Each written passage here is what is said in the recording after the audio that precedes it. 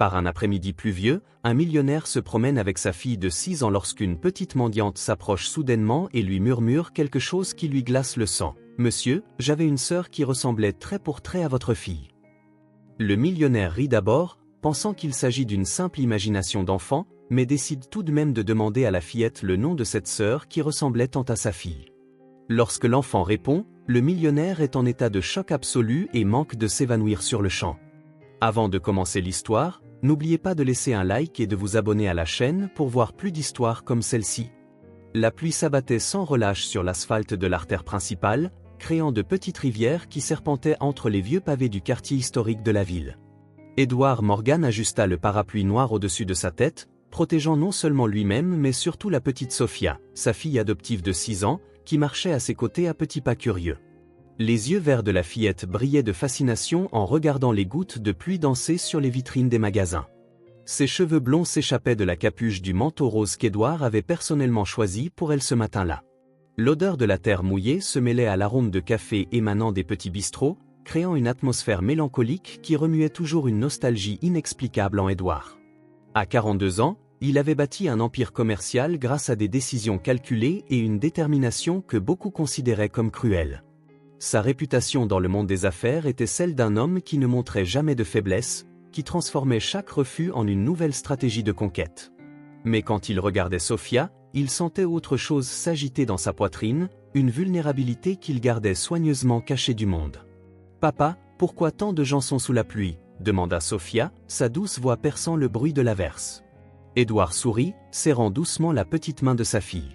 « Parce que tout le monde n'a pas de parapluie, mon cœur, » répondit-il, sa voix empreinte d'une tendresse exclusivement réservée à elle. « Mais nous en avons un, alors nous devons partager notre chance. » C'est à ce moment-là qu'elle apparut. Une petite silhouette tremblante émergea de l'ombre d'une ruelle étroite, ses pas hésitants laissant des traînées d'eau sale sur le sol. C'était une fillette à peine plus âgée que Sophia, mais la différence entre elles était aussi frappante qu'un abîme.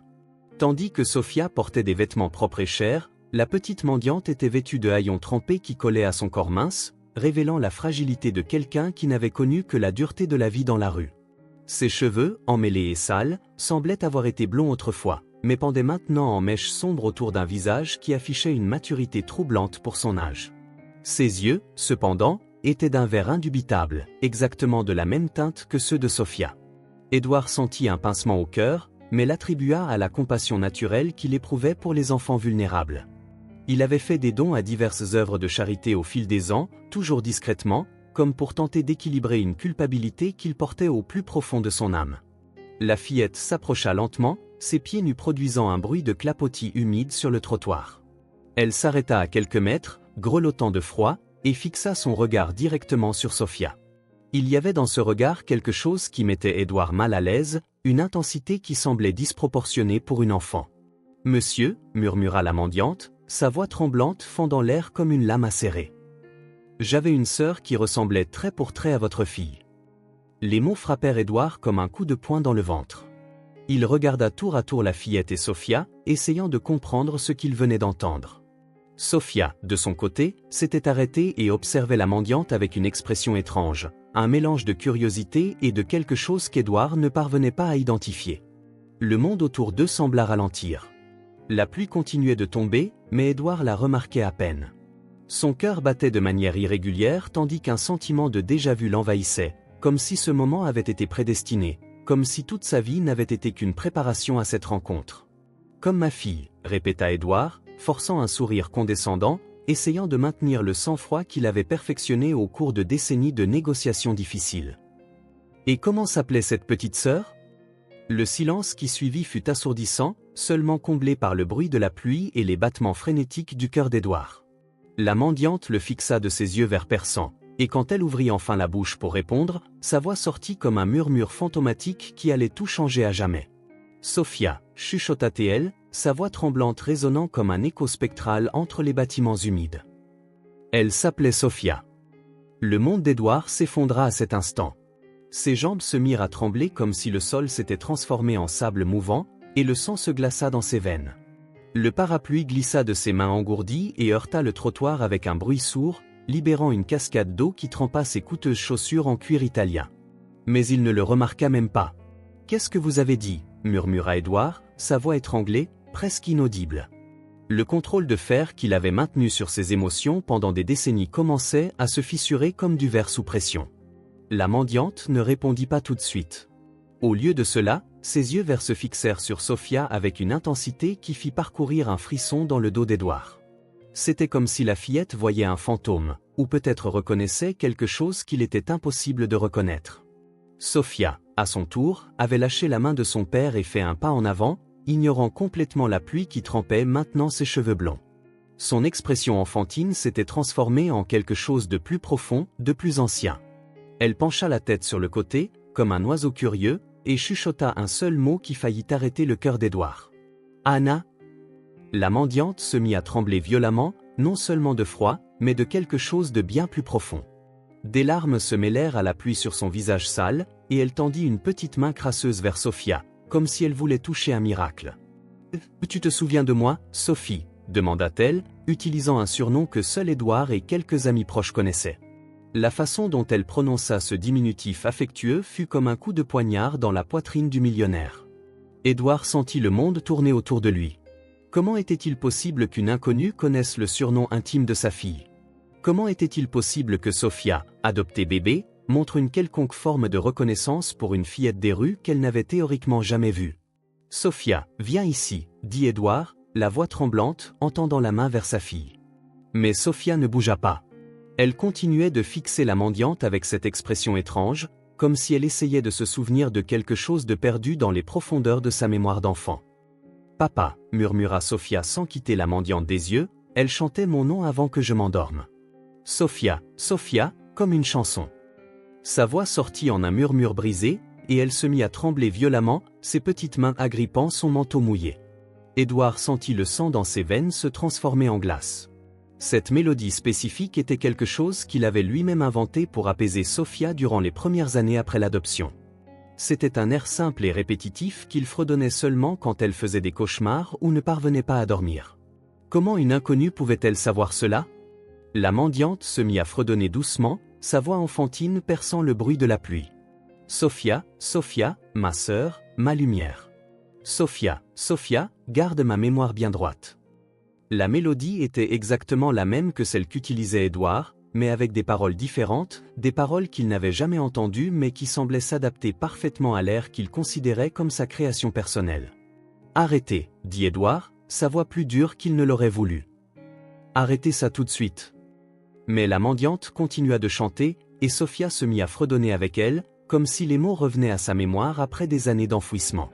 Les deux voix enfantines s'harmonisèrent d'une manière qui donna à Édouard l'impression d'assister à quelque chose de surnaturel. « Qui êtes-vous » exigea Édouard, s'approchant de la mendiante d'un pas raide. « Comment connaissez-vous cette chanson? Comment savez-vous des choses sur ma fille ?» La mendiante cessa de chanter et lui fit face avec ses yeux verts qui ressemblaient de façon troublante à ceux de Sophia. Quand elle parla, sa voix portait une maturité dérangeante pour son âge. « Je m'appelle Anna, et Sophia est ma sœur jumelle. » Le silence qui suivit fut absolu, seulement rompu par le bruit de la pluie sur l'asphalte. Édouard eut l'impression que le monde avait cessé de tourner, que le temps s'était figé dans cet instant impossible.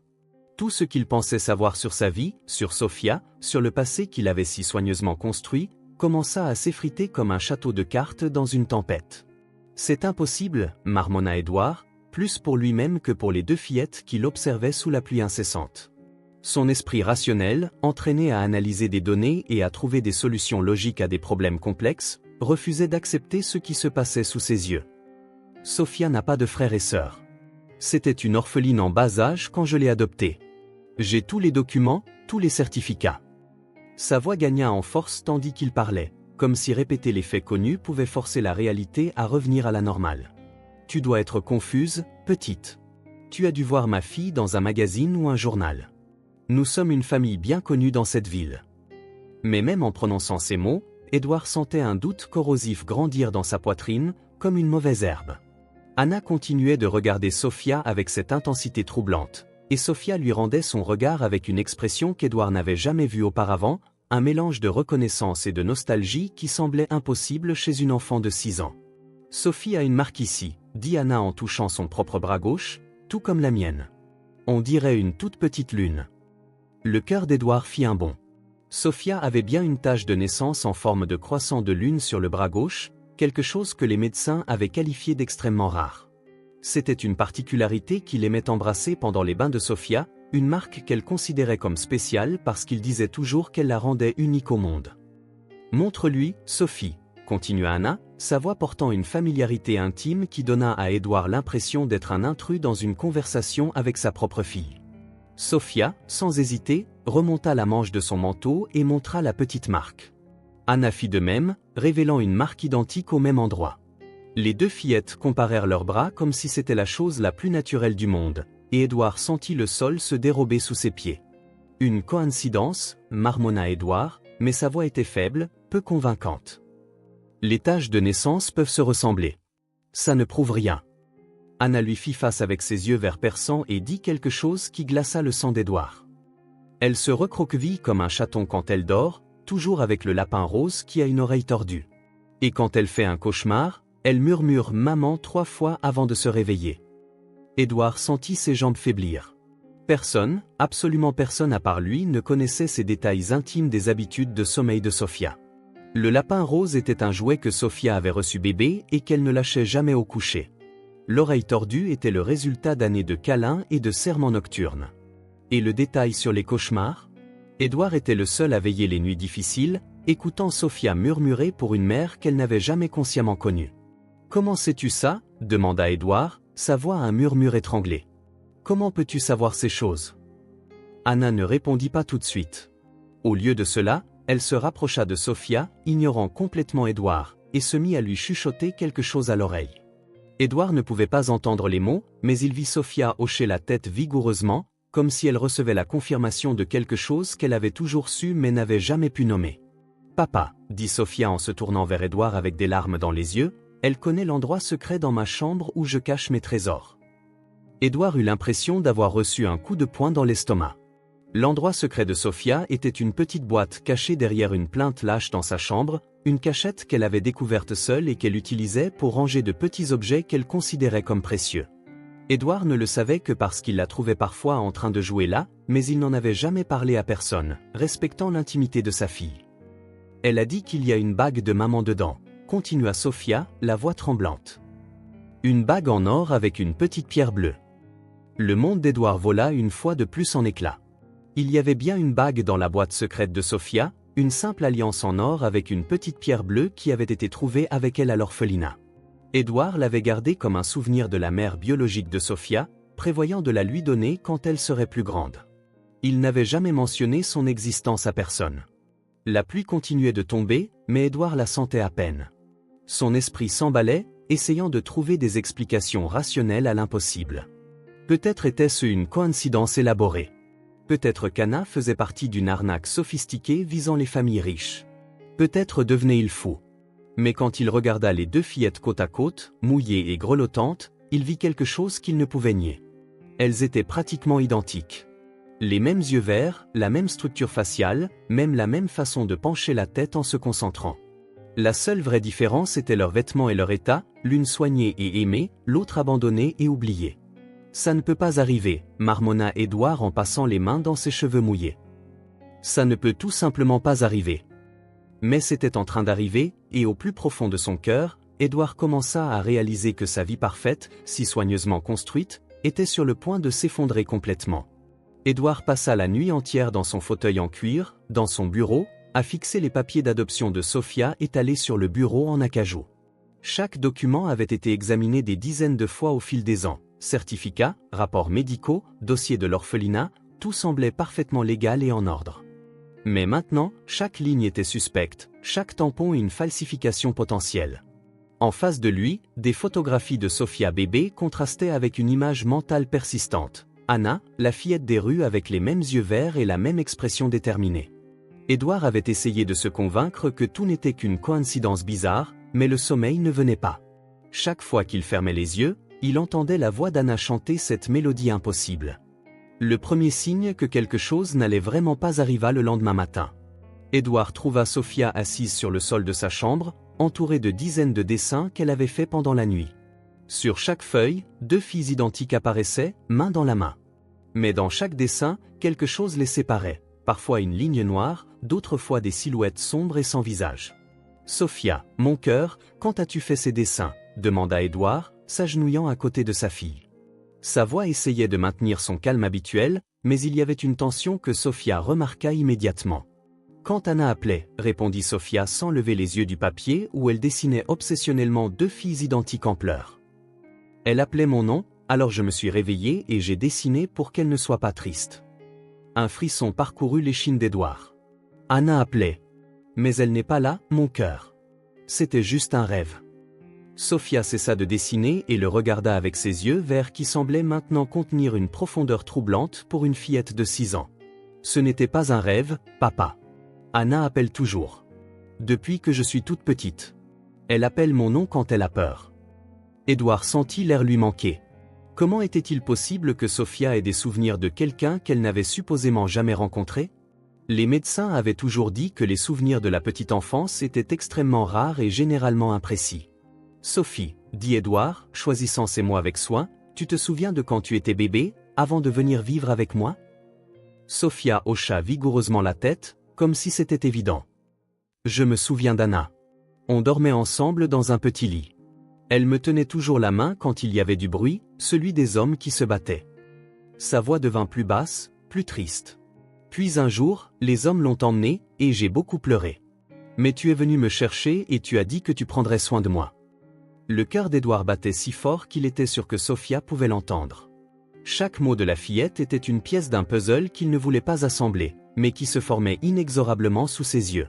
« Et tu ne m'as jamais dit ça avant, parce que tu étais triste quand je parlais d'Anna, » répondit Sophia, retournant à son dessin. « Alors j'ai arrêté de parler. Mais je n'ai jamais arrêté de me souvenir. » Édouard se leva brusquement, ayant besoin d'air. Il quitta la chambre de Sophia et s'appuya contre le mur du couloir, essayant de contrôler sa respiration saccadée. Sa fille lui avait caché des secrets pendant des années pour protéger ses sentiments. Quel genre de père était-il si Sophia sentait qu'elle ne pouvait pas partager ses souvenirs avec lui? Le téléphone sonna, interrompant ses pensées tourmentées. C'était Hélène, la gouvernante, qui s'occupait de la maison depuis plus de 10 ans. « Monsieur Morgan », sa voix semblait inquiète, le jardinier a dit qu'il a vu une petite fille rôder autour de la maison pendant la nuit. Il a dit qu'elle est restée longtemps sous la fenêtre de Sophia, comme si elle attendait quelque chose. Le sang d'Édouard se glaça. Quel genre de fille? Blonde, mince, avec des vêtements déchirés. Il a trouvé ça étrange parce que la fille semblait savoir exactement quelle chambre était celle de Sophia, même si elle n'est jamais venue ici auparavant. Les mains d'Édouard tremblaient alors qu'il raccrochait. Anna avait trouvé sa maison. Plus que ça, elle avait spécifiquement trouvé la chambre de Sophia, comme guidée par un instinct surnaturel. Il retourna dans la chambre de Sophia et la trouva debout à la fenêtre, regardant le jardin avec une expression anxieuse. « Elle était là, papa, » dit Sophia sans se retourner. Anna était en bas et me regardait. Elle pleurait. « Comment sais-tu qu'elle pleurait s'il faisait nuit ?» demanda Édouard en s'approchant de la fenêtre. Sophia se tourna enfin, et Édouard vit des larmes couler sur son visage. « Parce que quand Anna pleure, je le sens ici, » dit-elle en posant sa petite main sur son cœur. « C'est comme si je pleurais aussi. » Édouard regarda le jardin, mais il n'y avait aucun signe de qui que ce soit. Juste les fleurs qu'il avait plantées pour Sophia et la balançoire où elle jouait chaque après-midi. Mais quelque chose dans l'air semblait différent, chargé d'une tristesse qu'il ne pouvait expliquer. « Papa, » dit Sophia en tirant sur sa manche, « pourquoi Anna et toi ne pouvez-vous pas être amis? Pourquoi doit-elle rester dans la rue alors qu'elle a une maison ici avec moi ?» La question innocente frappa Édouard comme une flèche bien ciblée. Comment pouvait-il expliquer à une enfant de 6 ans que le monde des adultes était rempli de complications qu'elle ne pouvait pas comprendre? Comment pouvait-il lui dire qu'il avait peur de découvrir des vérités qui pourraient détruire tout ce qu'il avait construit? « C'est compliqué, mon cœur, » murmura Édouard en prenant Sophia dans ses bras. « Très compliqué. » Mais en tenant sa fille, Édouard sut qu'il ne pouvait plus fuir la vérité. Les fissures dans sa réalité parfaite devenaient des failles profondes, et bientôt, tout allait s'effondrer. Édouard tapotait nerveusement ses doigts sur le bureau en attendant dans le cabinet de Marcus Thorne, le détective privé le plus respecté de la ville. Le bureau était discret et professionnel, avec des étagères pleines de dossiers et une atmosphère qui suggérait des années de secrets révélés et de vérités déterrées. Édouard avait choisi Marcus précisément pour sa réputation de discrétion absolue et d'efficacité implacable. « Monsieur Morgan », dit Marcus en entrant dans la pièce avec un dossier épais à la main. « J'ai reçu votre appel urgent.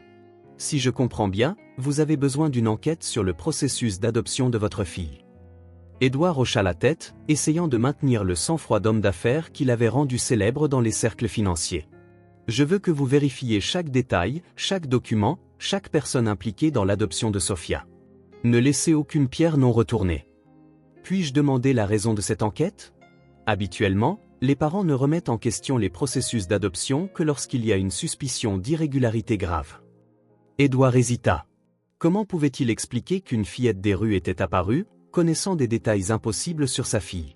Comment décrire le sentiment croissant que toute sa vie était bâtie sur un mensonge? Des informations contradictoires ont fait surface, dit-il finalement. Je dois être certain que tout a été fait correctement. Marcus prit quelques notes. J'aurai besoin de tous les documents originaux, des noms du personnel de l'orphelinat avec qui vous avez traité, des dates précises. De combien de temps je dispose? Le plus vite possible. L'argent n'est pas un problème. 2 jours plus tard, Édouard reçut un appel de Marcus qui fit de nouveau trembler son monde. Monsieur Morgan, je dois vous voir d'urgence. J'ai trouvé des incohérences qui nécessitent une discussion en personne. Édouard annula toutes ses réunions et se précipita au bureau du détective. Marcus l'attendait avec une expression sombre, entourée de piles de documents et de photographies. « Qu'avez-vous trouvé ?» demanda Édouard, essayant de contrôler l'anxiété qui montait en lui. D'abord, la bonne nouvelle. L'adoption de Sophia était entièrement légale et tous les papiers sont en ordre. Marcus marqua une pause significative. Mais il y a des problèmes avec les registres originaux de l'orphelinat. L'estomac d'Édouard se noua. Quel genre de problème? Les dossiers qui sont enregistrés comme les originaux ont été créés 3 jours après que vous ayez déposé la demande d'adoption. Les vrais dossiers originaux ont mystérieusement disparu à peu près à la même époque. Marcus ouvrit une enveloppe et étala des photographies sur le bureau.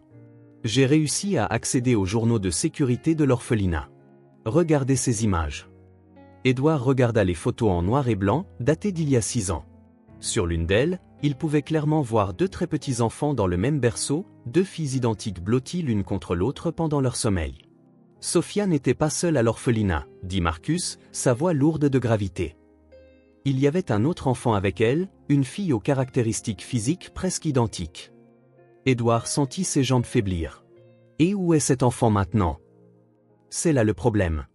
Il n'y a aucun dossier d'adoption pour le 2e enfant. Elle a simplement disparu des fichiers, comme si elle n'avait jamais existé. Marcus retourna l'une des photos. Regardez au dos de celle-ci.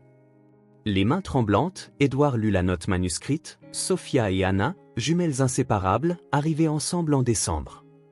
Le nom d'Anna pulsa devant ses yeux comme une blessure ouverte. Tout se confirmait, de la pire des manières. Il y a plus, continua Marcus. J'ai réussi à localiser une ancienne employée de l'orphelinat qui y travaillait à l'époque. Elle a accepté de nous parler, mais uniquement sous condition d'anonymat total. Elle dit qu'elle a peur. Peur de quoi? Des gens qui ont orchestré la séparation des enfants. Édouard passa une main dans ses cheveux, sentant le poids des révélations l'écraser. Quand pouvons-nous la rencontrer?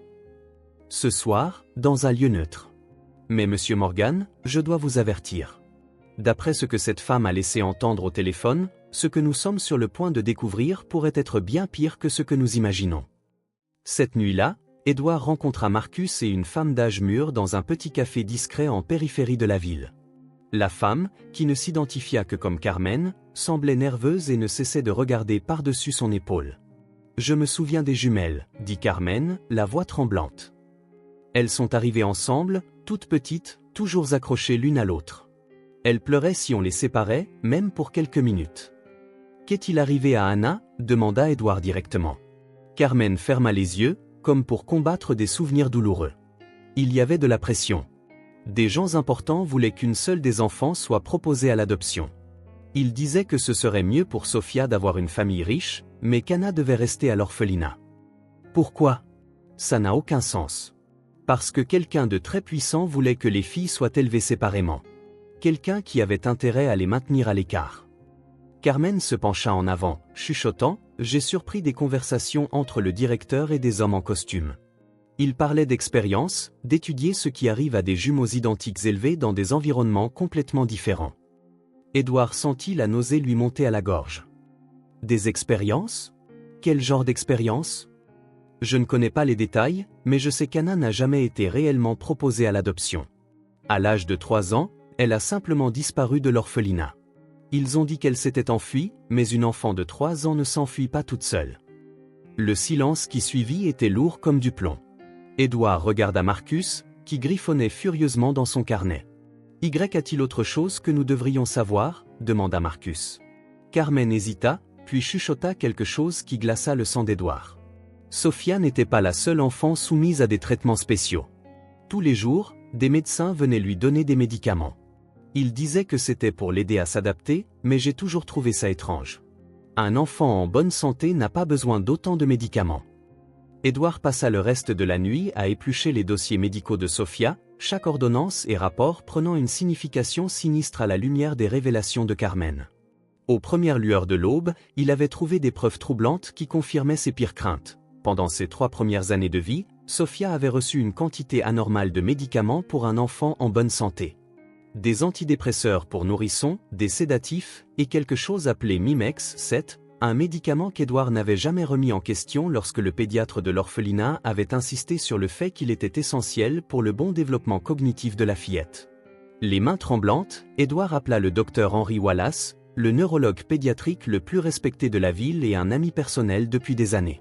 « Henry, j'ai besoin d'une faveur urgente. As-tu déjà entendu parler d'un médicament appelé Mimex 7 » Il y eut une longue pause à l'autre bout du fil. « Édouard, où as-tu entendu parler de ça ?» Le Mimex 7 n'est pas approuvé pour un usage commercial. Le cœur d'Édouard s'emballa. « Qu'est-ce que tu veux dire ?» C'est un médicament expérimental qui a été testé il y a quelques années pour traiter les traumatismes infantiles graves. Le but était d'effacer des souvenirs spécifiques qui causaient un stress post-traumatique chez les enfants. Henry marqua une pause. Mais les essais ont été arrêtés quand ils ont découvert de graves effets secondaires. Quel genre d'effets secondaires ? Amnésie sélective, épisode psychotique à l'adolescence, et dans certains cas, ce que les chercheurs ont appelé une reconnexion traumatique, lorsque les souvenirs effacés reviennent de manière fragmentée et chaotique.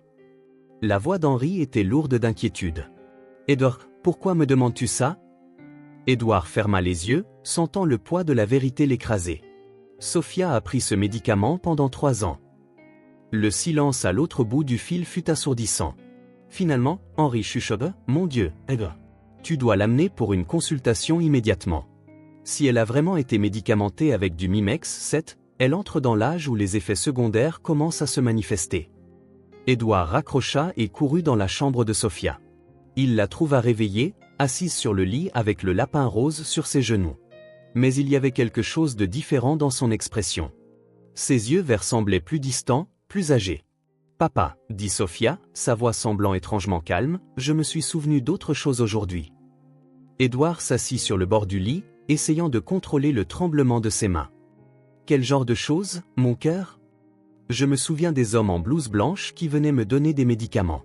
Ils disaient que les médicaments me feraient oublier les choses tristes. Sophia serra plus fort le lapin. Mais je ne voulais pas oublier Anna, alors je faisais semblant d'avaler la pilule, mais je la cachais sous ma langue. Est-ce le ventre ? Tu faisais semblant de prendre les médicaments ?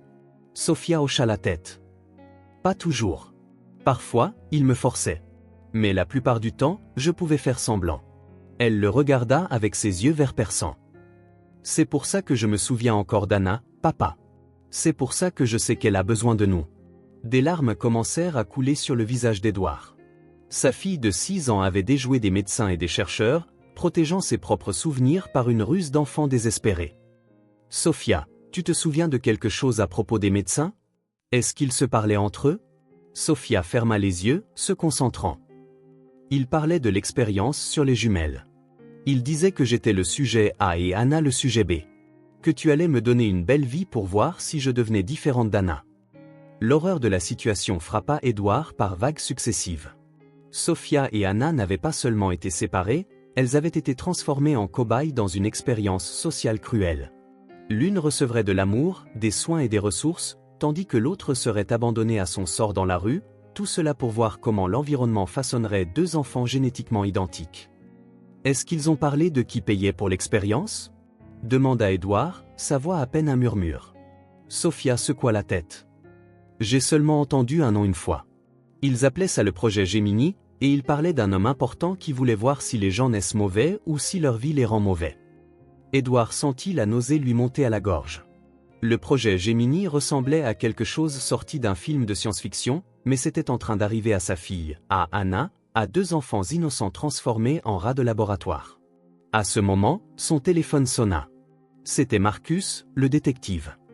Edward, j'ai découvert quelque chose de troublant. L'orphelinat où Sophia était gardée n'était pas un orphelinat ordinaire. Il était géré par une fondation liée à une société pharmaceutique multinationale. Une société qui développe des médicaments expérimentaux. Quelle société? Demanda Edward, bien qu'il soupçonnât déjà la réponse. Neurochem Industries. Et Edward, vous n'allez pas le croire, mais le PDG de Neurochem Industries était présent à la cérémonie d'adoption de Sophia. Il était là, observant tout le processus. Edward sentit le monde tourner autour de lui. Neurochem Industries était une entreprise avec laquelle sa propre société avait des partenariats occasionnels.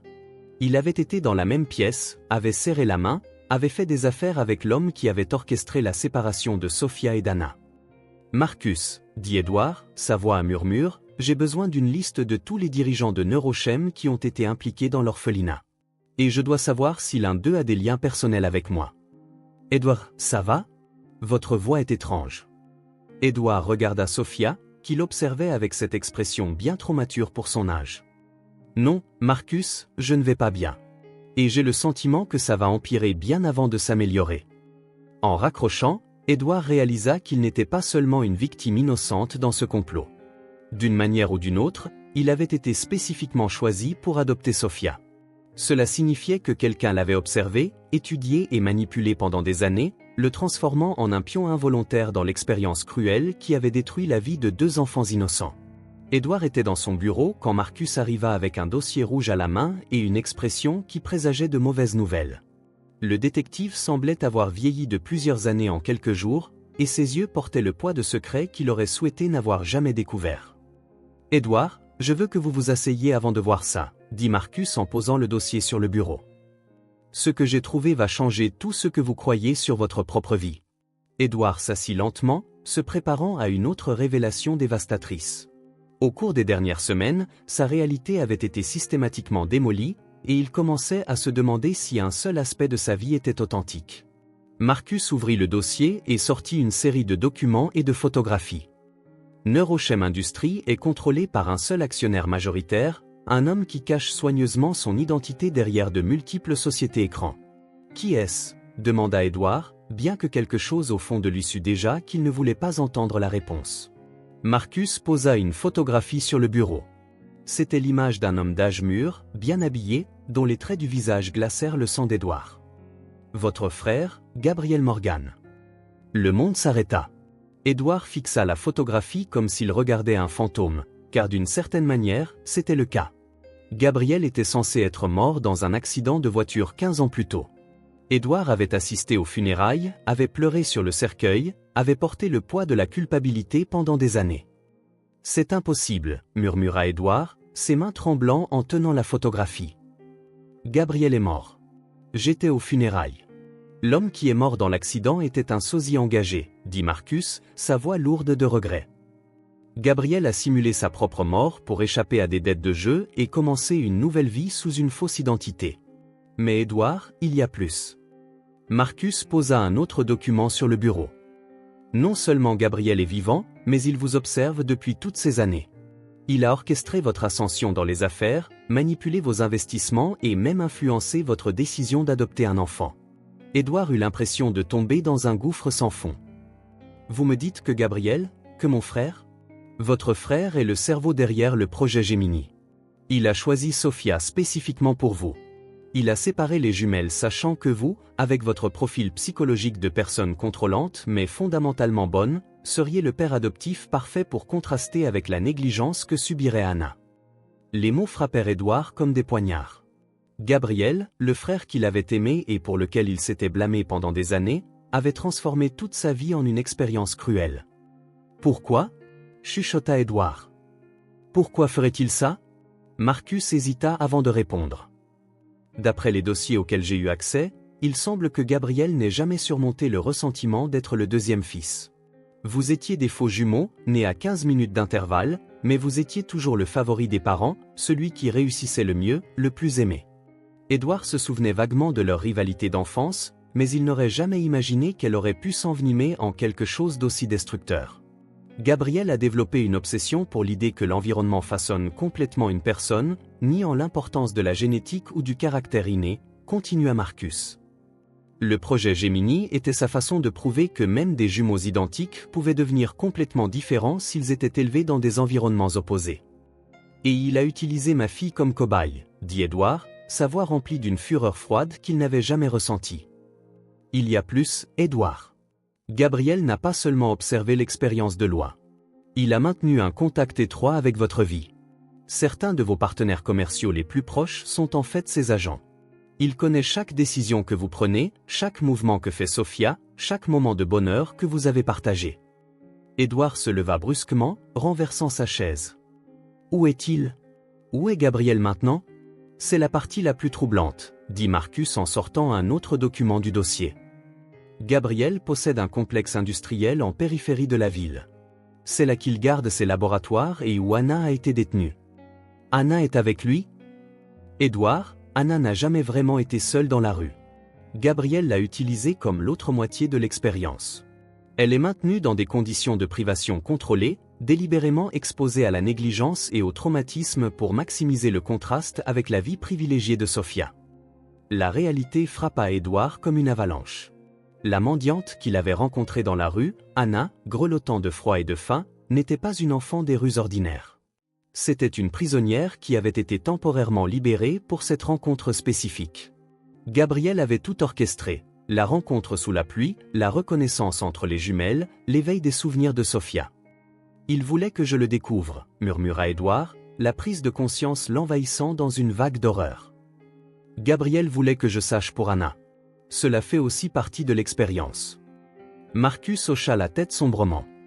D'après les dossiers que j'ai trouvés, cette phase s'appelait la reconnexion contrôlée. Gabriel voulait étudier ce qui se passerait lorsque Sophia et Anna seraient réunies, comment cela affecterait leur développement psychologique. Édouard sentit la nausée lui monter à la gorge. Sa fille, Anna, lui-même, ils étaient tous des rats dans un labyrinthe créé par l'esprit malade de Gabriel. Même ses émotions de père protecteur étaient cataloguées et étudiées. Où est ce complexe exactement? Demanda Édouard, sa voix prenant une résolution de fer. Édouard, vous ne pouvez pas y aller comme ça. Gabriel a de la sécurité, et s'il se rend compte que nous avons trouvé son emplacement, il fera quoi? L'interrompit Édouard. Simuler sa mort à nouveau? Détruire d'autres vies innocentes? Il se pencha sur le bureau, faisant face à Marcus. Mon frère a transformé ma fille en sujet de test. Il a torturé Anna pendant des années, et vous pensez que je vais rester assis ici? Marcus soupira, sachant qu'il ne pouvait pas dissuader Édouard. Alors nous aurons besoin d'un plan. Gabriel est dangereux et il a des ressources que nous ne pouvons même pas imaginer. Édouard jeta un autre regard à la photographie de Gabriel, les souvenirs d'enfance se mêlant à la réalité actuelle d'une manière nauséabonde.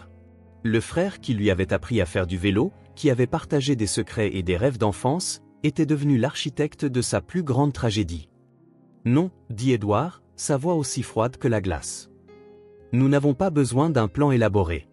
Nous allons directement à la source. Je veux que vous organisiez une rencontre avec Gabriel. Dites-lui que j'ai tout découvert et que je veux conclure un marché. Édouard, c'est du suicide. Vous ne savez pas de quoi Gabriel est capable. Édouard sourit, mais il y avait quelque chose de prédateur dans ce sourire. Il ne sait pas non plus de quoi je suis capable quand quelqu'un menace ma famille. Édouard passa les 3 jours suivants à se préparer pour la confrontation avec Gabriel. Mais d'abord, il devait comprendre exactement ce que son frère avait fait à Anna pendant toutes ces années. Marcus réussit à accéder à des rapports médicaux confidentiels grâce à ses contacts dans le monde de l'enquête, et ce qu'il découvrit rendit Édouard physiquement malade d'horreur. Anna n'avait pas seulement été négligée, elle avait été soumise à un protocole systématique de privation émotionnelle et physique. Les documents révélaient un calendrier méticuleux, des périodes de famine contrôlées alternant avec une subsistance de base, un isolement social interrompu uniquement par des sessions d'observation, et un régime de médicaments qui maintenait ses capacités cognitives intactes tout en amplifiant sa vulnérabilité émotionnelle. « Edouard, vous devez voir ça », dit Marcus en étalant des photos médicales sur la table. Ce sont des images d'Anna prises au fil des ans. Edouard se força à regarder, bien que chaque photo fût comme un coup de poignard au cœur. Anna a 3 ans, mince mais avec une étincelle d'enfance encore dans les yeux. Anna a 4 ans, visiblement plus renfermée. Anna a 5 ans, avec un regard distant et une posture défensive. La progression était comme assister à la lente mort de l'âme d'un enfant. Les rapports indiquent que Gabriel maintenait Anna dans un état de privation optimisée, expliqua Marcus, sa voix épaisse de dégoût. Assez de privation pour créer un traumatisme et une dépendance émotionnelle, mais pas assez pour causer des dommages physiques permanents qui invalideraient l'expérience. Edouard serra les poings jusqu'à ce que ses ongles s'enfoncent dans ses paumes. Ce monstre a documenté la torture d'un enfant comme s'il s'agissait d'un projet de recherche. Il y a plus. Anna a été conditionnée à croire que Sophia l'avait abandonnée volontairement. Gabriel a créé un récit où Sophia avait choisi une famille riche et laissé Anna derrière elle. Une partie de l'expérience consistait à étudier comment le ressentiment et le rejet perçus façonneraient la personnalité d'Anna. La révélation frappa Edouard comme la foudre. Anna n'avait pas seulement souffert de privation physique, elle avait été torturée psychologiquement avec la conviction que sa sœur jumelle l'avait rejetée. La rencontre dans la rue avait été orchestrée pour qu'Anna confronte Sophia avec ce ressentiment fabriqué. Mais au lieu de cela, l'amour sincère entre les sœurs avait prévalu. « Où est Anna maintenant » demanda Edouard. Marcus hésita. Selon les dernières informations que j'ai pu obtenir, elle se trouve dans une installation souterraine du complexe de Gabriel. C'est décrit comme un environnement d'observation contrôlé, essentiellement une prison déguisée en laboratoire. Edouard se leva et commença à faire les 100 pas, son esprit travaillant sur plusieurs fronts. Je dois sortir Anna de là. Mais je dois aussi m'assurer que Gabriel ne pourra plus jamais faire ça à un autre enfant. Edouard, vous parlez d'envahir une propriété privée lourdement sécurisée. C'est ce que n'importe quel père ferait pour sa fille, l'interrompit Edouard. Anna est ma fille, tout autant que Sophia. Gabriel a peut-être manipulé les circonstances, mais ça ne change pas ma responsabilité envers elle. À ce moment, Edouard entendit de petits pas dans l'escalier. Sophia apparut à la porte du bureau, serrant son lapin rose, son expression inquiète. « Papa, pourquoi cries-tu » demanda-t-elle en s'approchant prudemment. Edouard s'agenouilla et ouvrit les bras, et Sophia courut vers lui. En tenant sa fille, il sentit tout le poids de la responsabilité s'abattre sur ses épaules. Il ne s'agissait pas seulement de confronter Gabriel, il s'agissait de réunir une famille qui avait été brutalement déchirée. « Sophia, mon cœur, dit Edouard doucement, que dirais-tu si nous pouvions faire venir Anna vivre avec nous ?» Les yeux verts de Sophia s'illuminèrent d'une manière qu'Edouard n'avait pas vue depuis des semaines. « Pour de vrai, papa ? Anna pourrait être ma vraie sœur ? Elle a toujours été ta vraie sœur, répondit Edouard, sentant les larmes lui monter. Nous ne le savions juste pas. Sophia se recula légèrement et regarda sérieusement son père. Papa, Anna est blessée à l'intérieur. Je le sens quand je rêve d'elle. Elle pense que je ne l'aime pas. La maturité de l'observation de Sophia stupéfia Edouard. Pourquoi penses-tu ça ? Parce que dans mes rêves, elle pleure toujours et dit que je l'ai laissée toute seule. Sophia serra le lapin rose contre sa poitrine. Mais je ne l'ai jamais laissé exprès, papa. J'étais trop petite pour choisir. Edouard serra Sophia plus fort, étonné par la sagesse émotionnelle que sa fille avait développée malgré son jeune âge. Tu as raison, mon cœur. Et quand nous ramènerons Anna à la maison, nous allons lui montrer que tu ne l'as jamais oubliée. Marcus, qui avait observé l'échange en silence, s'approcha. Edouard, il y a autre chose que vous devez savoir sur Anna. Les rapports médicaux indiquent qu'elle a développé une forme sévère de trouble de l'attachement. Elle a été conditionnée à se méfier de toute démonstration d'affection, à interpréter la gentillesse comme une manipulation. Qu'est-ce que ça veut dire en pratique ? Ça veut dire que quand Anna sera retirée de son environnement actuel, elle réagira probablement avec hostilité et peur. Elle pourrait même rejeter Sophia au début, parce qu'on lui a appris que sa sœur l'avait abandonnée. Sophia tira sur la manche d'Edouard. « Papa, je peux aider Anna à se souvenir. Quand on était bébé, Je connais encore la chanson qu'on chantait ensemble. Édouard regarda Marcus avec une expression déterminée. Peu importe le temps que ça prendra ou à quel point ce sera difficile. Anna est ma fille et je la ramène à la maison. Et Gabriel? Une froideur s'installa dans la poitrine d'Édouard, la même froideur calculée qui avait fait de lui l'un des hommes d'affaires les plus redoutés de la ville. Gabriel paiera pour chaque jour de souffrance qu'il a causé à Anna. Mais d'abord, je dois m'assurer que mes deux filles sont en sécurité. Il se leva, soulevant Sophia dans ses bras. Marcus, organisez la rencontre avec Gabriel. Mais je veux aussi que vous ayez une équipe de sauvetage en attente. Si les choses tournent mal, je veux qu'Anna soit hors de cette prison avant que Gabriel ne puisse l'utiliser comme bouclier. Édouard, vous jouez avec le feu. Gabriel a des années d'avance et sourit, mais il n'y avait aucun humour là-dedans. Gabriel a peut-être créé ce jeu, Marcus, mais il a oublié une chose importante. J'ai appris à jouer en le regardant. Et maintenant, je joue pour gagner. Le restaurant était un steakhouse haut de gamme et discret, le genre d'endroit où des hommes puissants prenaient des décisions qui changeaient des vies. Édouard arriva 10 minutes en avance, choisissant une table qui lui offrait une vue complète de la salle. Son esprit était aussi vif qu'un rasoir, chaque muscle tendu par l'anticipation de la rencontre qu'il attendait inconsciemment depuis 15 ans. Gabriel entra pile à l'heure, et Édouard eut l'impression de voir un fantôme se matérialiser devant lui. 15 ans avaient changé son frère, les cheveux grisonnants aux tempes, des rides profondes autour des yeux, une posture qui irradiait le pouvoir et le contrôle.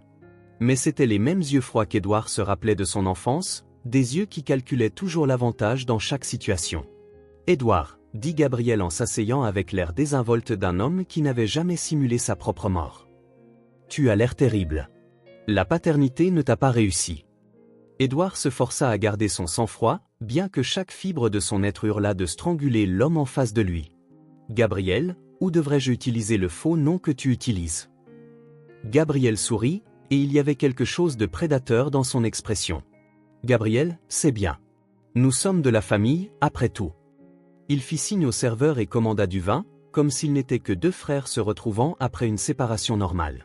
« Pourquoi as-tu fait ça ?» demanda Édouard, allant droit au but. « Pourquoi séparer deux enfants innocents? Pourquoi torturer Anna? » « Torturer ?» Gabriel rit, un son sans humour qui fit parcourir un frisson dans le dos d'Édouard. « Édouard, tu as toujours été si dramatique. Anna reçoit une éducation spécialisée. Elle apprend la résilience, la survie, la vraie nature de la vie. C'est une enfant de 6 ans. Précisément, l'âge parfait pour modeler les comportements fondamentaux. » Gabriel se pencha en avant, ses yeux brillant d'un enthousiasme scientifique malsain. « Sais-tu combien d'études ont été faites sur des jumeaux séparés à la naissance? Des centaines. Mais jamais avec un contrôle total sur les variables environnementales. Jamais avec une documentation détaillée dès le premier jour. Tu parles d'Anna et de Sophia comme si elles étaient des rats de laboratoire. Ce sont des points de données uniques, Édouard. Des jumelles identiques génétiquement parfaites, élevées dans des environnements complètement opposés mais contrôlés. Sophia représente l'idéal du privilège, de l'amour et de la sécurité. Anna représente la privation, la lutte et l'indépendance forcée. » Gabriel prit une gorgée de vin, savourant à la fois la boisson et l'explication de son œuvre sinistre. « Et moi? Quel était mon rôle dans ton expérience malade? » Le sourire de Gabriel s'élargit. « Ah, Édouard. Tu as été le choix le plus soigné de tous. J'avais besoin d'un père adoptif assez riche pour donner à Sophia tous les avantages possibles, mais aussi assez endommagé émotionnellement pour projeter ses propres besoins sur l'enfant. De quoi parles-tu? Ton complexe de culpabilité concernant ma mort. Ton besoin de contrôle déguisé en protection. Ton incapacité à former des relations adultes intimes. » Gabriel énuméra les traits comme s'il lisait une liste de courses. « Tu étais le père parfait pour Sophia parce que tu avais besoin d'elle tout autant qu'elle avait besoin de toi. » Même sa capacité à aimer Sophia avait été manipulée et exploitée par Gabriel. « Tu as observé nos vies toutes ces années, » dit Édouard, la prise de conscience venant par vagues d'horreur. « Tu as vu Sophia faire ses premiers pas, dire ses premiers mots? J'ai tout documenté méticuleusement. Chaque étape du développement, chaque réaction émotionnelle, chaque lien formé. » Gabriel sortit une tablette de sa mallette et fit défiler quelques images. « J'ai plus de 15 000 heures de vidéos de Sophia. Et la même quantité pour Anna, bien sûr. » Édouard regarda les images et vit des moments intimes de sa vie avec Sophia. son premier jour d'école, ses anniversaires, même des moments privés à la maison. La violation était si profonde qu'il avait du mal à respirer. « Tu es malade » murmura Édouard. « Je suis un visionnaire » le corrigea Gabriel. Cette étude va révolutionner notre compréhension de l'inné contre l'acquis. Elle prouvera définitivement que l'environnement l'emporte sur la génétique dans la formation du caractère humain. Et si tu as tort ? Et si Anna et Sophia montrent que l'amour et un lien fraternel surmontent tout conditionnement ? Gabriel rit de nouveau, mais cette fois, il y avait une note d'incertitude. Anna déteste Sophia, Édouard. Elle a été conditionnée à la voir comme la responsable de son abandon. Quand elles seront pleinement réunies, Anna tentera de détruire tout ce que Sophia représente. Anna ne déteste pas Sophia, dit Édouard avec conviction. Je les ai vus ensemble. J'ai vu la reconnaissance, l'amour. Tu as vu ce que je t'ai permis de voir. Cette rencontre sous la pluie a été soigneusement orchestrée. Anna était sous anxiolytique pour contrôler son agressivité de base. Gabriel se pencha davantage. Veux-tu voir ce qu'Anna ressent vraiment pour Sophia ? Il fit glisser la tablette vers Édouard, affichant une vidéo d'Anna dans une pièce stérile. Dans l'enregistrement, Anna tenait une poupée blonde et la frappait à plusieurs reprises contre le mur en hurlant « Méchante Sophia ! Tu m'as laissé !» avec une fureur qui semblait impossible chez une si petite enfant. Des larmes brûlèrent les yeux d'Édouard. Tu l'as conditionnée à haïr sa propre sœur. Je l'ai libérée de l'illusion de l'amour fraternel. Anna comprend maintenant qu'elle ne peut compter que sur elle-même. Gabriel rangea la tablette. C'est une leçon précieuse que Sophia, protégée par ton amour paternel, n'a jamais eu à apprendre. Où est Anna maintenant ? demanda Édouard, sa voix dangereusement basse. En sécurité. Soignée. Poursuivant son éducation unique. Je veux la voir. Gabriel rit. Bien sûr que tu le veux. C'est exactement ce que j'attendais que tu demandes. Il se leva, laissant de l'argent sur la table. Demain soir, dans ma propriété. Amène Sophia. Il est temps pour la phase finale de l'expérience. Quelle phase finale ? La réunion contrôlée des jumelles, s'arrêta Gabriel en se retournant, les yeux brillants d'une anticipation sinistre. Je veux voir ce qui se passe quand Anna, avec toute sa rage conditionnée, rencontre à nouveau Sophia dans un environnement où je contrôle toutes les variables. Et si je refuse ? Alors Anna poursuivra son éducation indéfiniment. Et tu vivras le reste de ta vie en sachant que tu as choisi de protéger une fille au détriment de l'autre. Gabriel sourit cruellement. À demain, frère. Édouard resta seul à table, le poids de choix impossibles l'écrasant. Gabriel avait créé le dilemme parfait. Pour sauver Anna, il devrait mettre Sophia en danger. Mais il y avait quelque chose que Gabriel ne savait pas. Édouard avait aussi appris à planifier. Et cette fois, il jouait pour tout gagner. Édouard passa une nuit blanche à élaborer un plan qui pourrait soit sauver ses filles, soit détruire complètement leur vie. Chaque mouvement devait être calculé avec une précision chirurgicale, car Gabriel avait prouvé qu'il avait toujours 3 longueurs d'avance.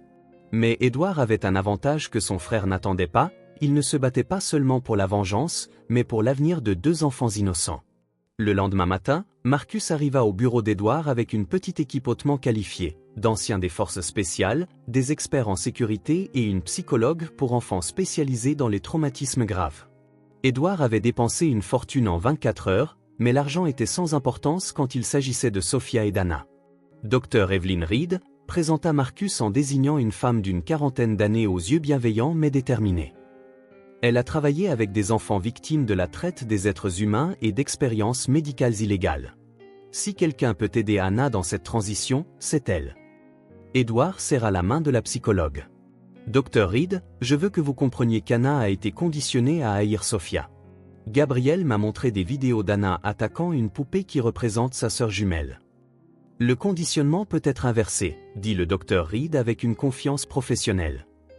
Mais cela prendra du temps, de la patience, et surtout, des démonstrations constantes d'amour inconditionnel.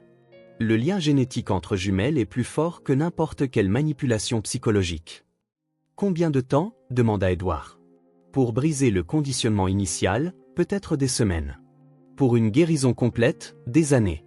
Mais Monsieur Morgan, d'après ce que vous m'avez dit de leur rencontre sous la pluie, Anna a toujours accès à ses souvenirs originaux d'amour pour Sophia. C'est crucial. Marcus s'approcha avec les plans de la propriété de Gabriel. Je les ai obtenus d'un contact au service d'urbanisme de la ville. La propriété est vaste, mais nous avons identifié l'emplacement du laboratoire souterrain. Le problème, c'est la sécurité.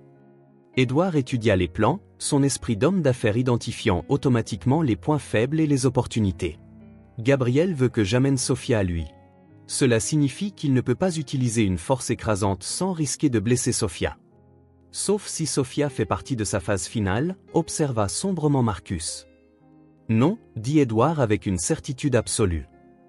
Gabriel est peut-être un monstre, mais il a besoin que Sophia soit intacte pour que l'expérience ait une validité scientifique. Il ne lui fera pas de mal physiquement. Le docteur Reed se pencha sur les plans. Où Anna est-elle détenue exactement? Marcus pointa une section marquée en rouge. Selon nos informations, il y a une installation souterraine ici, 3 niveaux sous terre, accessible uniquement par un seul ascenseur à code sécurisé. Et si nous sortions Anna de là avant la rencontre, sans que Gabriel s'en aperçoive, demanda Édouard. Impossible, répondit Marcus. Gabriel a des caméras de sécurité partout. Il saurait instantanément si Anna était déplacée. Édouard resta silencieux pendant plusieurs minutes, traitant les informations et les possibilités. Finalement, il se tourna vers l'équipe avec une expression déterminée. Nous n'allons pas essayer de secourir Anna avant la rencontre, dit-il, surprenant tout le monde. Nous allons utiliser la rencontre à notre avantage. Édouard, c'est du suicide, protesta Marcus. Non, c'est de la stratégie. Gabriel veut documenter la réunion des jumelles. Il sera tellement concentré sur l'enregistrement de chaque réaction qu'il ne remarquera pas ce qui se passe vraiment. Édouard pointa différents endroits sur les plans. Dr Reed, je veux que vous soyez caché ici, prêt à intervenir dès que nous donnerons le signal. Marcus, vos hommes seront positionnés au point de sortie. Et Sophia, demanda le Dr Reed. Allez-vous vraiment l'exposer à décision? Sophia veut voir Anna. Elle me demande des nouvelles de sa sœur tous les jours. Et plus important encore, Anna doit voir que Sophia ne l'a jamais abandonnée volontairement.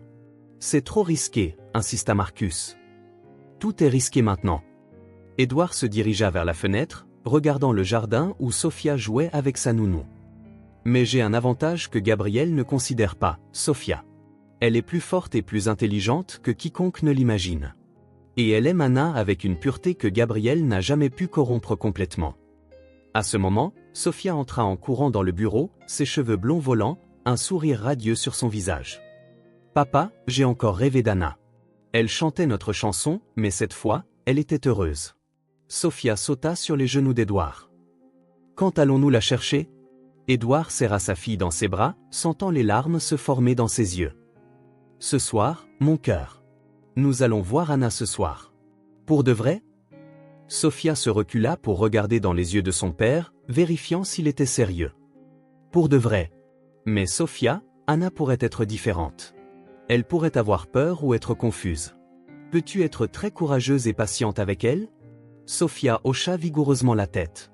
« Je peux chanter notre chanson pour qu'elle se souvienne que nous sommes sœurs. Et je peux partager mon lapin rose jusqu'à ce qu'elle en ait un à elle. » La simplicité et la pureté de la solution de Sophia touchèrent profondément tout le monde dans la pièce. Le docteur Reed chuchota, peut-être qu'elle a raison. Peut-être que l'amour est vraiment plus fort que le conditionnement. Édouard posa Sophia par terre.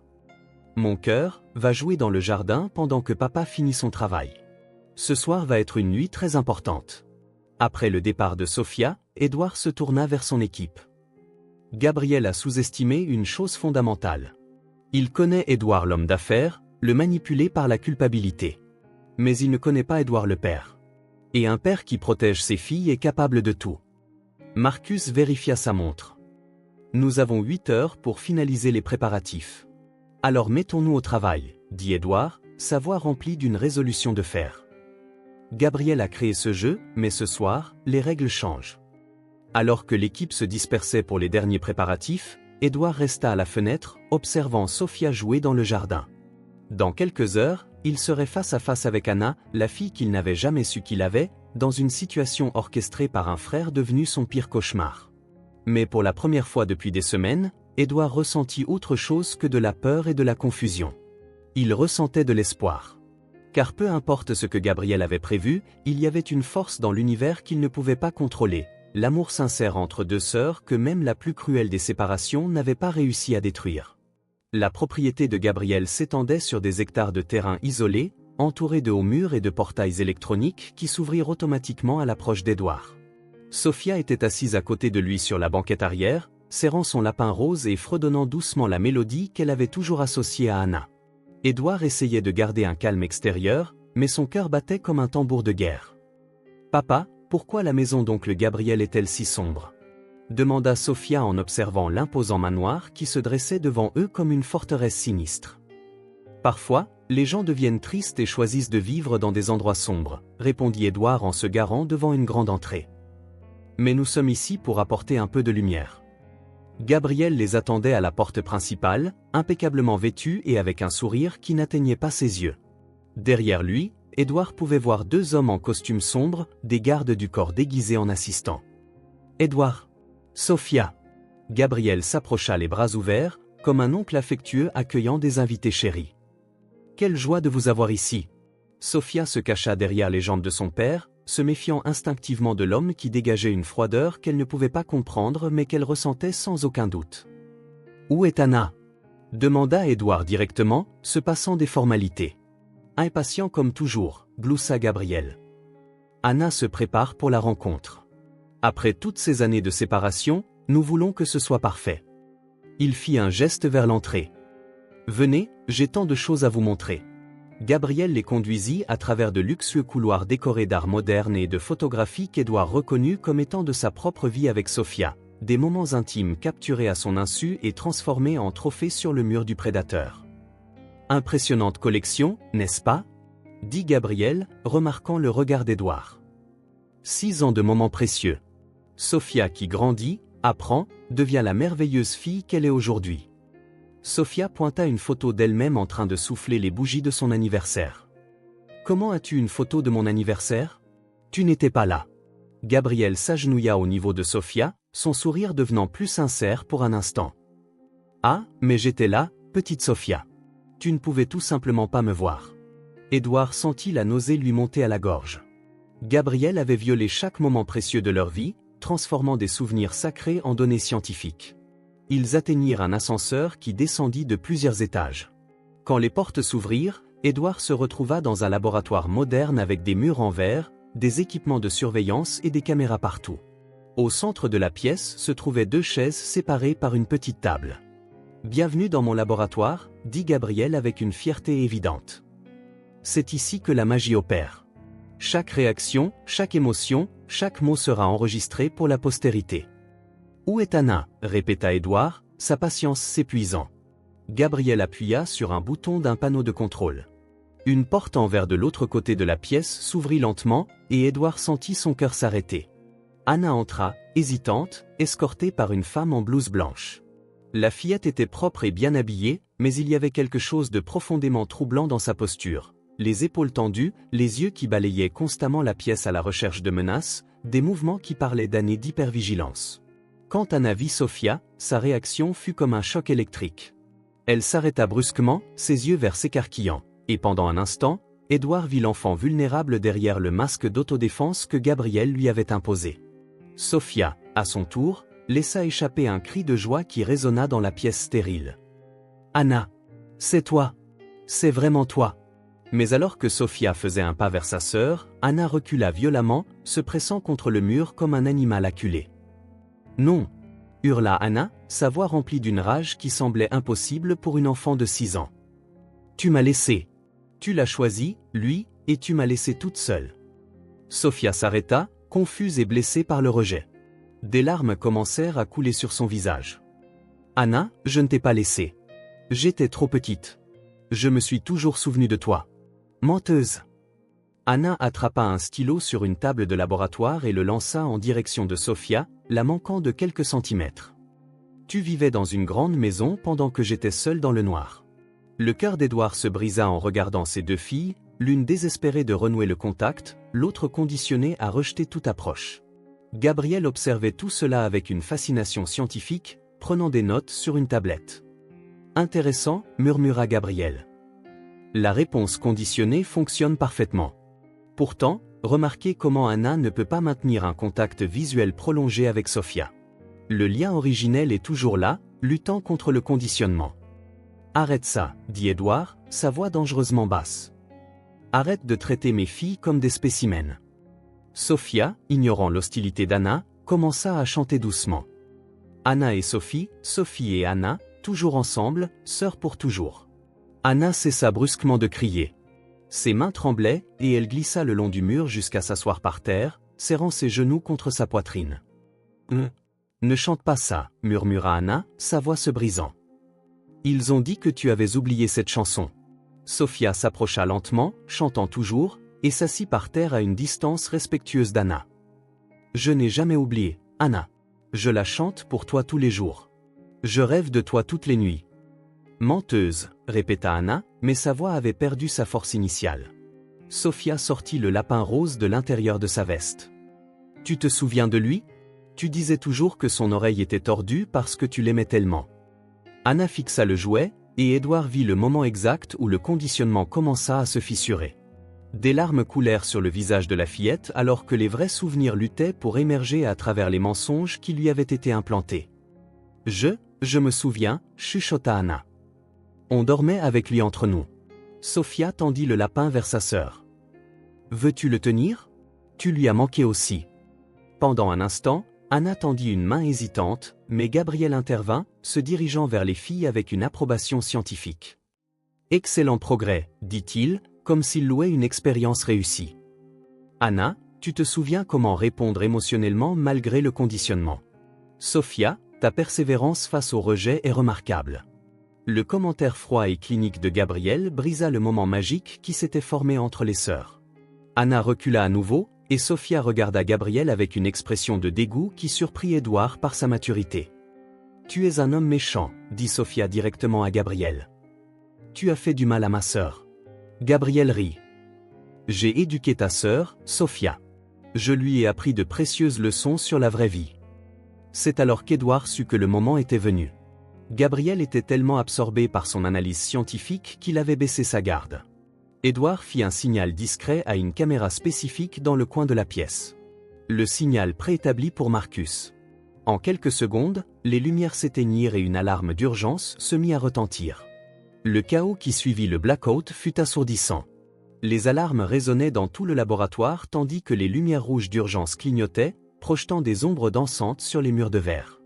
Gabriel criait des ordres à ses gardes de sécurité, mais Edward était déjà en mouvement, prenant Sofia dans ses bras et se dirigeant vers l'endroit où Anna était recroquevillée dans le coin. « Anna, viens avec moi !» cria Edward par-dessus le bruit des alarmes. « Tu n'as pas à rester ici. » Mais Anna, paniquée par le chaos soudain, recula encore plus. Ces années de conditionnement lui avaient appris que les changements soudains signifiaient toujours une punition ou un plus grand danger. « Non. Vous allez encore me séparer d'elle. » Anna pointa Sofia avec accusation. « Vous mentez toujours. » Gabriel, même au milieu du chaos, gardait son sang-froid scientifique. Il se dirigea vers un panneau de contrôle et appuya sur une série de boutons. Immédiatement, des portes en acier descendirent, scellant toutes les sorties du laboratoire. « Très malin, Edward, » dit la voix de Gabriel, résonnant dans la pièce via un haut-parleur. Mais tu as oublié que j'ai construit cet endroit en prévoyant toutes les éventualités. Edward réalisa avec horreur qu'il était tombé dans un piège. Gabriel avait anticipé la tentative de sauvetage et avait transformé le laboratoire lui-même en prison. Maintenant, nous avons une intimité totale pour la phase finale de l'expérience, continua Gabriel en marchant calmement entre les deux filles paniquées. Je veux voir comment tu choisis, Edward. Sofia ou Anna. Tu ne peux en sauver qu'une. C'est de la folie, cria Edward. Ce ne sont que des enfants. Elles sont l'avenir de la science du comportement, corrigea froidement Gabriel. Il se dirigea vers un tiroir et en sortit 2 seringues. Celles-ci contiennent un sédatif puissant. Une dose pour enfants, totalement sûre. Mais cela les rendra inconscientes pendant des heures. Le sang d'Edward se glaça. Qu'est-ce que tu prévois? C'est simple. Tu choisis laquelle des 2 filles tu veux garder consciente. L'autre sera sédatée et déplacée de façon permanente. Gabriel sourit cruellement. C'est le dilemme parfait pour tester tes vrais instincts paternels. Sofia, toujours dans les bras d'Edward, se mit à pleurer. Papa, j'ai peur. Pourquoi oncle Gabriel veut-il nous faire du mal? Anna, observant la scène depuis son coin, vit Sofia pleurer, et quelque chose de fondamental changea en elle. Malgré toutes les années de conditionnement, la vue de sa sœur jumelle en danger réveilla des instincts protecteurs que même Gabriel n'avait pas réussi à effacer. « Laisse-la tranquille », dit Anna en se levant péniblement. « Si tu veux faire du mal à quelqu'un, fais-moi du mal. » Sofia n'a rien fait de mal. Édouard fut stupéfait par le courage d'Anna, et Gabriel sembla véritablement surpris par la réaction. Intéressant, marmonna Gabriel. Même après des années de conditionnement à la haine, l'instinct de protection entre jumelles reste intact. Anna, chuchota Sofia en tendant une petite main vers sa sœur. C'est alors que quelque chose que personne n'attendait se produisit. Anna, luttant contre des années de conditionnement et de peur, fit un pas vers Sofia. Puis un autre, et un autre. « Je me souviens, » dit Anna, sa voix se renforçant à chaque mot. « Je me souviens que tu pleurais quand il m'emmenait. Je me souviens que tu essayais toujours de me protéger, même si tu étais aussi petite que moi. » Gabriel se déplaça rapidement pour intercepter Anna, mais Édouard fut plus rapide. Il posa Sofia et se jeta sur Gabriel. Les deux hommes roulèrent au sol dans une lutte désespérée pour les seringues. Sofia, Anna, restez ensemble, cria Édouard tout en se battant. Les deux filles coururent instinctivement l'une vers l'autre. Lorsque leurs mains se touchèrent, quelque chose d'extraordinaire se produisit. Anna cessa de trembler et Sofia cessa de pleurer. C'était comme si un circuit électrique s'était complété, reconnectant deux moitiés d'une seule âme. « Je ne t'ai jamais oublié, » chuchota Sofia. « Je faisais semblant de te détester parce que ça faisait trop mal de t'aimer, » répondit Anna en serrant sa sœur dans ses bras pour la première fois depuis des années. Gabriel, même en se débattant avec Édouard, regardait les filles avec une fascination scientifique malsaine. Extraordinaire. La reconnexion neurologique entre jumelles est plus forte que n'importe quel conditionnement artificiel. Mais sa distraction fut coûteuse. Édouard réussit à désarmer Gabriel, en voyant les seringues au loin. Cependant, Gabriel avait un dernier atout. « Ordinateur, initiez le protocole d'urgence Oméga », dit Gabriel à voix haute. Une voix mécanique répondit « Protocole Oméga initié. Libération de gaz sédatif dans 3 minutes. » La panique s'empara d'Édouard. Gabriel avait programmé le laboratoire pour qu'il devienne une chambre à gaz si les choses dégénéraient. « Tu es fou. Tes propres nièces sont ici. »« Ce ne sont pas mes nièces, » dit Gabriel en se relevant et en redressant son costume déchiré. « Ce sont des données scientifiques. Et si je ne peux pas conclure l'expérience comme prévu, je peux au moins préserver les spécimens pour une étude future. » C'est alors qu'Anna se dégagea de l'étreinte de Sofia et fit face à Gabriel avec une fureur qui n'était plus celle d'une enfant conditionnée, mais celle d'une sœur protégeant sa famille. « Tu n'es pas notre père, » dit Anna, sa voix petite mais ferme. « Notre père est juste ici, » dit-elle en pointant Édouard. « Et tu ne nous sépareras plus jamais. » Sofia rejoignit sa sœur, les deux filles se tenant la main alors qu'elles faisaient face à l'homme qui avait détruit leur vie. « Nous sommes plus fortes ensemble, » dit Sofia. « Tu ne comprends pas ça parce que tu n'as jamais aimé personne. » Gabriel regarda les deux filles. Pour la première fois, Édouard vit quelque chose au-delà de la froideur scientifique dans ses yeux. Il vit de la peur.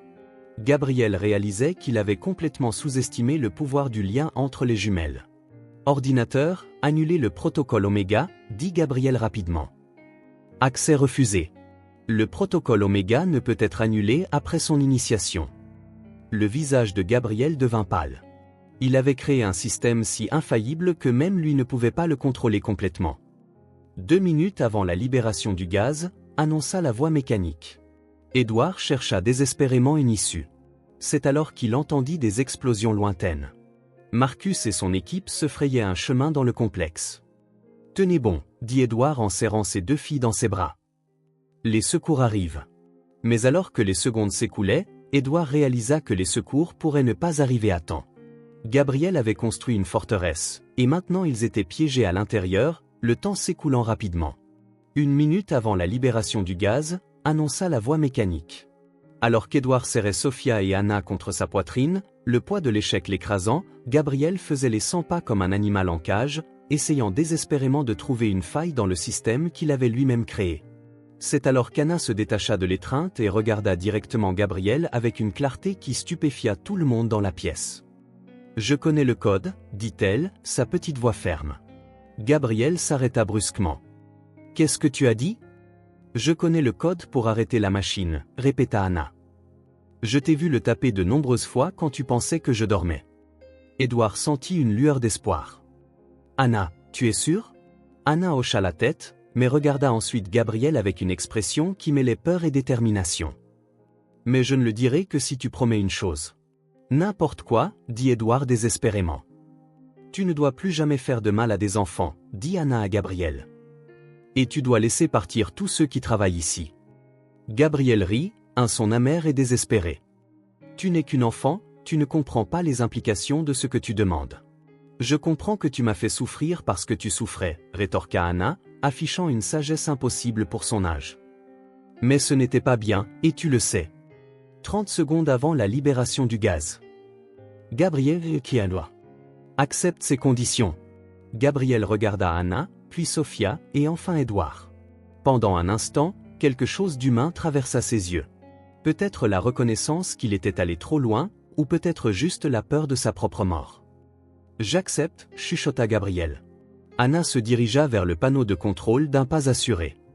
Ordinateur, code de dérogation alpha 7 à 7 Nine Oméga. Code accepté. Protocole Oméga annulé.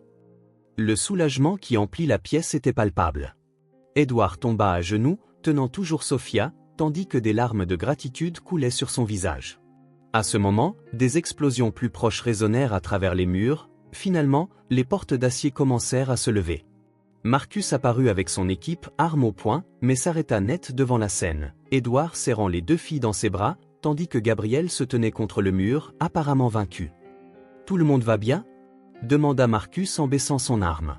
« Maintenant, oui, répondit Édouard, la voix épaisse d'émotion. Le docteur Reed entra juste derrière Marcus et s'agenouilla immédiatement au niveau des filles. « Sophia, Anna, vous avez été si courageuses toutes les deux. » Anna regarda la psychologue avec curiosité.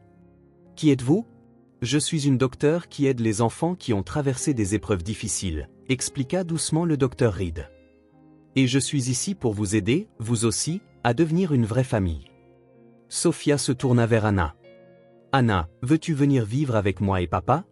Nous avons un grand jardin, et tu peux avoir ta propre chambre, ou tu peux partager la mienne. » Anna hésita, regardant Édouard. « Tu me veux vraiment, même si je suis différente de Sophia ? » Édouard s'agenouilla au niveau d'Anna, regardant directement dans ses yeux verts. « Anna, tu es ma fille, tout autant que Sophia. Peu importe ce qui s'est passé avant. Peu importe ce qu'ils t'ont fait. Ta place est dans notre famille. » « Mais je ne sais pas comment être une famille normale, » chuchota Anna. « Je ne sais que survivre. »« Nous apprendrons ensemble, » dit Édouard en tendant la main. « Il n'y a pas de famille parfaite, Anna. Il y a des familles qui s'aiment et qui prennent soin les unes des autres. Et c'est ce que nous allons être. » Anna regarda la main tendue d'Édouard, puis Sophia, qui souriait de manière encourageante. Lentement, elle tendit sa propre petite main et la plaça dans celle d'Édouard. « Puis-je t'appeler papa aussi ?» demanda Anna, sa voix à peine un murmure. « Je serais honoré, » répondit Édouard, son cœur se remplissant d'un bonheur qu'il n'aurait cru possible. Gabriel, qui avait tout observé en silence, parla enfin. « Non, » l'interrompit Édouard en se levant pour faire face à son frère. « Tu as perdu le droit de me parler en tant que famille. Marcus, il doit être remis aux autorités. » Gabriel hocha lentement la tête. « Je sais. Mais Édouard, tu dois savoir, je n'ai jamais voulu que ça en arrive là. Je voulais seulement... » « Tu voulais prouver que tu avais raison, » dit Édouard. « Mais tu avais tort. L'amour n'est pas une variable que l'on peut contrôler ou manipuler. C'est la seule chose réelle que nous ayons. » Alors que Marcus et son équipe escortaient Gabriel, Anna tira sur la manche d'Édouard. « Papa, qu'arrivera-t-il aux autres enfants qui sont ici ?» Édouard s'agenouilla à nouveau. « Quels autres enfants, Anna ? Il y a d'autres enfants dans les laboratoires en bas.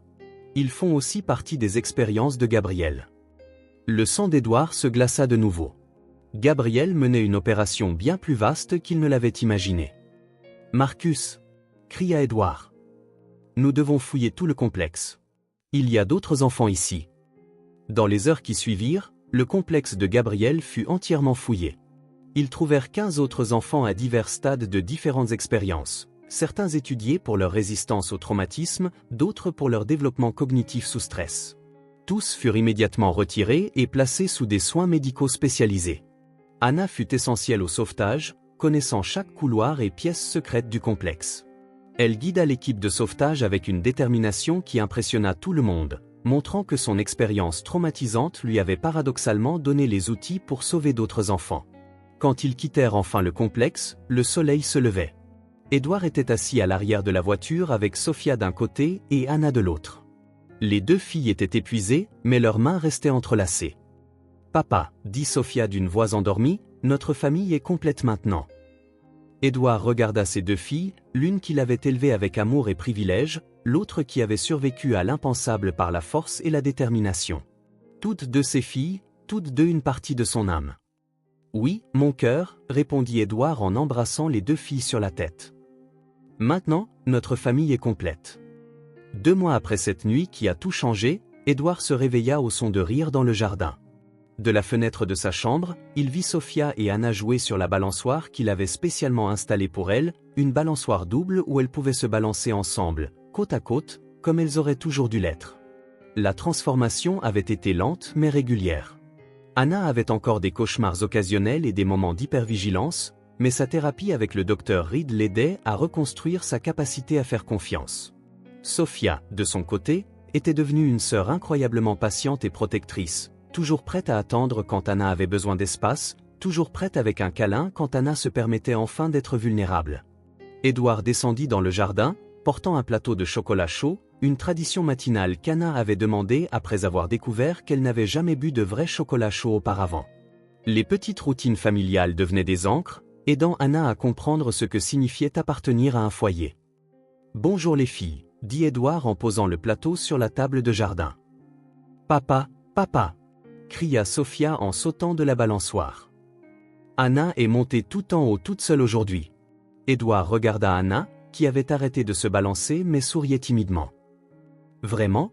C'est merveilleux, Anna. » Anna descendit de la balançoire et s'approcha, toujours prudente avec les démonstrations d'affection, mais nettement plus détendue qu'au début. « Je ne l'ai fait que parce que Sophia n'arrêtait pas de m'encourager. » « On s'encourage toujours, » dit Sophia en prenant naturellement la main de sa sœur. « C'est ce que font les sœurs. » Alors que les filles buvaient leur chocolat chaud, Édouard réfléchissait à la façon dont leur vie avait changé. Il avait vendu son entreprise, incapable de continuer dans le monde des affaires après avoir découvert comment il avait été manipulé. À la place, il avait créé une fondation dédiée à la lutte contre la traite et la maltraitance des enfants, utilisant sa fortune pour s'assurer que ce que Gabriel avait fait n'arriverait jamais à d'autres familles. Gabriel attendait son procès, son organisation complètement démantelée. Les 15 enfants secourus étaient tous en réhabilitation, certains déjà réunis avec leur famille biologique, d'autres, comme Anna, apprenant pour la première fois ce que signifiait être aimé inconditionnellement. « Papa, » dit Anna, interrompant ses pensées, « le docteur Reed dit que je peux commencer l'école normale le mois prochain. » Édouard sourit. « Qu'est-ce que tu en penses ?»